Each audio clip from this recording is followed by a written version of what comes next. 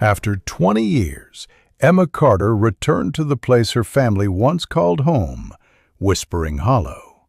The road stretched for miles, empty, silent. Her husband Luke tried to make small talk, but the tension sat between them, thick as fog. The house stood where it always had, but time had stripped it bare.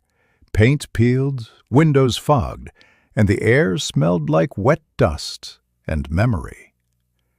Luke forced the door open, and the sound echoed like a warning. They explored room by room, filming as they went. The camera picked up faint sounds, footsteps, but neither of them moved. Luke brushed it off as wind, yet Emma knew better. The hollow was awake again. At the end of the hall was the basement door, locked, with old chains, and a single word carved deep into the wood: stay. Emma's breath grew shallow. She knew what was down there. They pried the chains loose. The door moaned open, releasing a breath of cold, damp air. A smell of rot and rust filled their lungs. Luke went first, his light trembling on the steps. Emma followed, heart pounding, like it remembered something she couldn't. In the basement, among boxes and dust, an old tape recorder clicked to life. A child's voice whispered through the static, "Don't leave me down here." Emma's hand shook. That was her grandfather's voice, recorded long before he died. The air grew thick, pressing down on them. Emma's flashlight flickered, and her reflection in the lens moved when she didn't. She turned, and in that instant, the whisper became a scream. Luke grabbed her, dragging her up the stairs as the basement light burst into a blinding glow. The entire house groaned like something alive. Doors slammed shut, one by one, chasing them toward the exit. By dawn, the hollow stood silent again.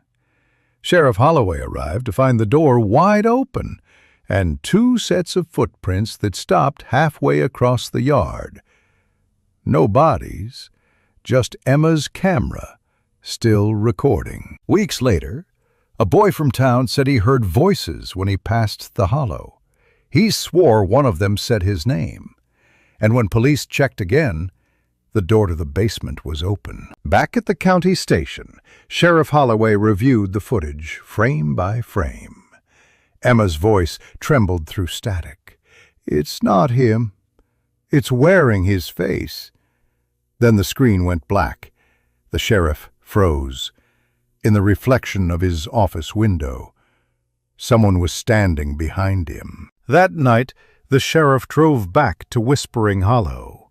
The sky hung low and heavy, rain whispering on the roof of his cruiser. The front door of the farmhouse was open. Inside, the air was still thick with mold and memory. On the kitchen table lay an open diary in Emma's handwriting. The last page read, "He said he missed me. He said the house needs more voices." He descended the basement stairs, revolver shaking in his grip. The door he swore was sealed now stood wide open. "Emma?" he called. The echo answered back his own voice, perfectly mimicked. From the shadows, Emma's voice whispered, "You shouldn't have come." He froze. The beam of his flashlight landed on her face, pale, still, eyes open but lifeless. Then she smiled. The walls began to pulse. Faces pressed through the concrete, whispering, crying, laughing.